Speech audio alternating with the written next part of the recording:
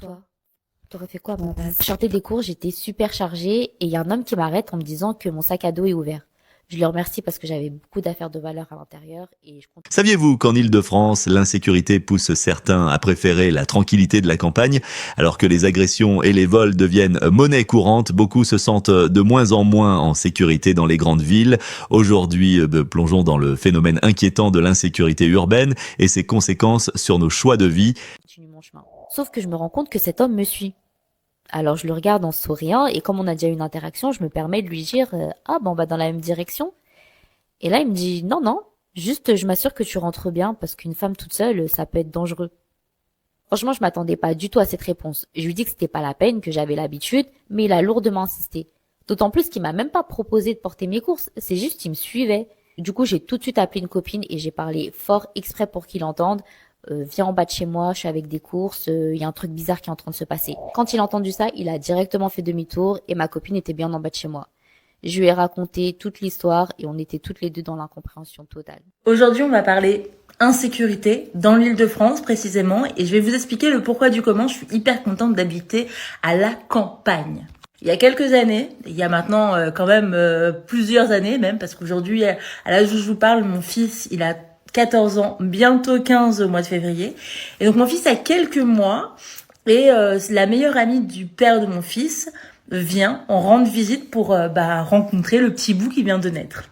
La journée se passe bien, on chill, on fait même la sortie avec la poussette, etc. Et le moment tant attendu est arrivé, elle doit repartir.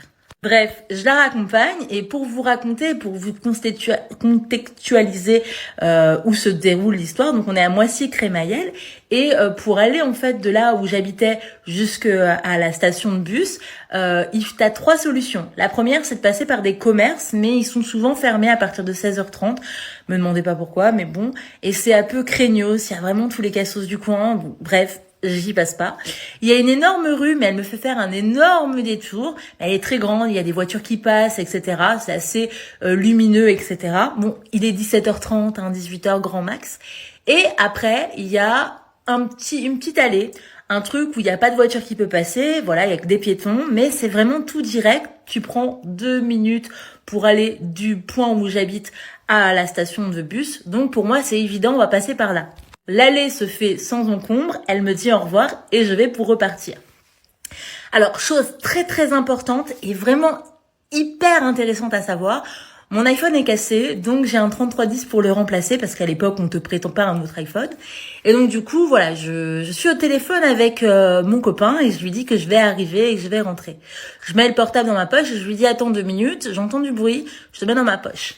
Là, ça a toute son importance. À ce moment-là, je vois un mec de 2 mètres qui se fait agresser par 5 gamins et je me dis que bon, voilà, j'ai ma vie devant moi, je vais pas me mettre là-dedans, je suis pas très forte, donc je vais faire demi-tour. Et c'est là en fait où je tombe sur 2 autres garçons qui n'ont pas l'air très commodes et qui n'ont pas non plus l'air ravis que je veuille faire demi-tour. Du coup, ils commencent à m'agresser, à me demander tout ce que j'ai dans la poche, etc. et de le sortir et à me donner le téléphone, le machin, le bidule, tout ce que j'ai sur moi. Donc là, j'explique en sortant mon téléphone, sans qu'on voit que je suis encore au téléphone, j'explique que je n'ai rien sur moi, que j'ai juste un téléphone, un 3310, que voilà, je suis vraiment pauvre, j'ai pas grand chose sur moi, et que j'aimerais rentrer chez moi, j'ai un enfant qui m'attend, j'ai pas envie d'affaires, je dirais rien, je veux m'en aller. Sauf que le mec s'énerve, il pense que je lui mens, que je cache quelque chose d'autre, commence à me taper, à me gazer, à me faire tomber par terre, et là je crie comme je n'ai jamais crié, et comme je n'ai plus jamais crié d'ailleurs, à mon copain qui est au téléphone et qui me guettait par la fenêtre. Descends, prends n'importe quoi, mais viens m'aider. Et donc là, il commence à me gazer, il commence à comprendre que je suis en train d'appeler quelqu'un d'autre, qu'ils sont en train de me taper, ils me gazent, ils me font tomber. Je vois du sang par terre, je comprends que c'est le mien, je commence à paniquer, j'arrive pas à me défendre, je vois plus rien. Enfin vraiment, je suis à terre, je leur dis laissez-moi tranquille s'il vous plaît. Ils se mettent à plusieurs et tout et tout.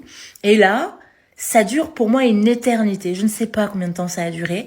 Et là, en fait, j'entends quelqu'un qui fait « Je vous l'ai français !» Il descend, il a une arme, un couteau de cuisine où tu coupes ton steak, quoi. Et il commence à descendre, il fait « Je vais vous tuer si vous descendez pas, laissez-moi tranquille » et tout. Bref, Ils finissent par partir et dans la panique, on appelle la police, quoi, tout simplement, parce qu'on vient de se faire agresser et qu'on veut qu'on nous aide. Là arrivent des cow-boys, la police du comté de Moissy-Crémaillel arrive. Ils sont en force, ils sont 5 dans la voiture, tels des gangsters. Ils arrivent, ils descendent, ils sont des cow-boys, ils sont là et tout, ils regardent partout. Et là, ils me regardent et ils me font « Mais qu'est-ce que vous faisiez dehors à 18h ?» Donc bref, je lui dis, il est pas 3h du matin, il est 18h, je ramenais une amie au bus, enfin c'est moi la victime, c'est pas moi le...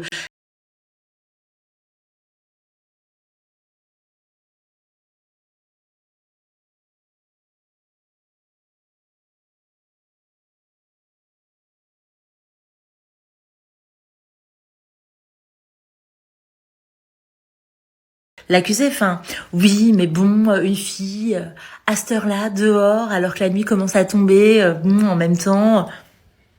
Je lui dis non, la nuit commence pas à tomber, ça va, faut arrêter. Bref, ils me disent, on n'a pas de dégazeuse, on peut pas vous aider. On vous invite, madame, à aller au commissariat pour déposer plainte. Mais bon, de toute façon, ils sont déjà loin et ils se ressemblent tous. Et là, je me dis, waouh. Je lui dis, mais alors du coup, vous allez pas m'aider par rapport à tout ce que je me suis pris dans la tronche? Ah non, désolé, elle est vide. Y a pas, je peux rien faire pour vous. D'habitude, on peut dégazer les jambes, mais bon, voilà, elle est vide, voyez. Je dis d'accord, mais je vais pas traverser 2 cités pour aller déposer plainte. Je risque de me refaire agresser, en fait. Et puis, je vois rien, je tousse, je me sens pas bien.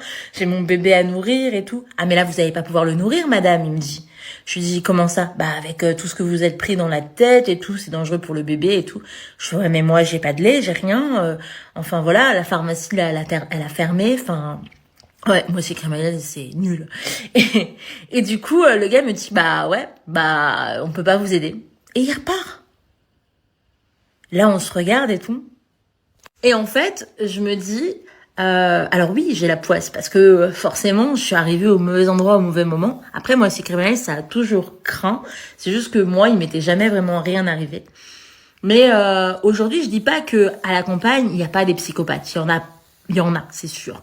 Sauf que dans ma campagne à moi, on n'est pas super nombreux. Donc tu vois, pour avoir de la délinquance avec 7 gamins, il faut vraiment le faire. Il faut prendre toute la ville, tu vois ou pas. Et du coup, c'est plus compliqué. Vu qu'en plus, la population de chez moi est quand même assez vieillotte, je vois mal les papis du coin m'agresser pour un 3310. Si tant est, ils aient envie d'un téléphone. Donc voilà, mais c'est vrai qu'effectivement, voilà, c'est tous ces genres d'agressions que j'ai vécues parce que j'en ai eu beaucoup, qui me sont arrivées, qui m'ont convaincu que l'Île-de-France n'était pas sécurisée en fait, qu'aujourd'hui je n'avais pas envie de vivre dans l'insécurité permanente et donc du coup qui m'ont fait tout simplement déménager. Et je suis très contente aujourd'hui d'habiter à la campagne. Voilà, donc si vous avez aussi vécu des insécurités, je serais ravie de constituer un dossier de toutes les agressions que tous les gens ont en règle générale, que ce soit en Île-de-France ou même dans des communes autres, dans toute la France en fait, parce que je pense qu'on ne se rend pas bien compte de l'insécurité dans laquelle on vit. Mon Instagram, c'est pupusforever_officiel. Ce qu'il faut comprendre, c'est que l'insécurité est organisée, elle est voulue, l'impunité également. Le fait que le criminel ne soit pas puni et que l'innocent soit châtié à la place de ce dernier, que celui qui souhaite défendre sa famille soit puni à la place de l'agresseur, ce sont des choses qui sont organisées et qui sont bien conscientisées par nos élites. Donc il ne sert à rien d'aller dans les rues, il ne sert à rien de faire signer des pétitions, car c'est l'objectif. L'objectif de nos élites est de tendre vers l'inversion des valeurs, où le criminel et l'homme mauvais sera protégé et où l'homme bon sera châtié. Dans l'objectif de l'inversion des valeurs, que ce soit de la polarité féminine ou masculine, que ce soit par le Minotaure ou par Lilith, on en revient avec ce qui va se passer à Toulouse dans très peu de temps, il y a aussi l'inversion du bon et du mauvais. Souvenez-vous ce que nous disent les livres saints, le bon sera mal et le mal sera bon. Le gentil deviendra le méchant et le méchant deviendra le gentil. Et c'est exactement ce que nous vivons. Arrêtons d'avoir confiance et foi dans ce système qui a pour but d'inverser les valeurs. Ne pensez pas que les juges, que les avocats soient de votre côté, si vous êtes une personne qui essaye de marcher dans le sentier de l'homme juste. Car ces gens-là sont à cette place-là parce que justement ils ont leurs valeurs inversées. S'ils avaient les valeurs du divin, s'ils avaient les valeurs de l'homme juste, de l'homme qui essaye de marcher sur le sentier de l'initiation, qui essaye d'atteindre le Christ par exemple, ils ne seraient jamais à ces places-là, ils seraient mis de côté. Vamos a contar la mala experiencia que hemos tenido en Burdeos, en Francia. Todos no vengáis, y menos solas. Nos han perseguido, eran árabes, la mayoría que nos han perseguido, hay que decirlo todo, alrededor de la mesa, y han tenido que decirle los... Des chances pour la France ont encore agressé des personnes, voilà, maintenant à Bordeaux. Les gars, il y a 10 ans à Bordeaux, c'était incroyable. Maintenant, c'est une des villes les plus insécures de France. Et pour vous dire, il y a pas longtemps, j'ai parlé avec une Colombienne, les gars, et elle me disait, donc elle était venue en France, qu'elle se sentait plus en sécurité en Colombie qu'en France, d'accord? Colombie, les gars, pays de Pablo Escobar, c'est censé être le pays des narcotrafiquants, et les gens se sentent plus en sécurité dans ces pays d'Amérique du Sud maintenant qu'en France. Hein. Pour rappel aussi, on a eu un combattant de MMA, Sean Strickland, qui disait se sentir plus en sécurité aux États-Unis qu'en France et qu'il ne venait pas combattre en France à cause de l'insécurité. Enfin, à quel moment, en fait, les politiciens vont réagir? Genre, qu'est-ce qu'il faut de plus? Tous les jours, il y a des nouvelles choses, tous les jours, et jamais il y a de réaction. Face à une insécurité palpable, en Île-de-France, où l'agression et l'indifférence semblent régner, la tension entre protection et impunité persiste. Alors, vivre en campagne est-il vraiment la solution ultime pour fuir cet environnement oppressant? À chacun de se questionner sur sa propre définition de la sécurité et de l'isolement.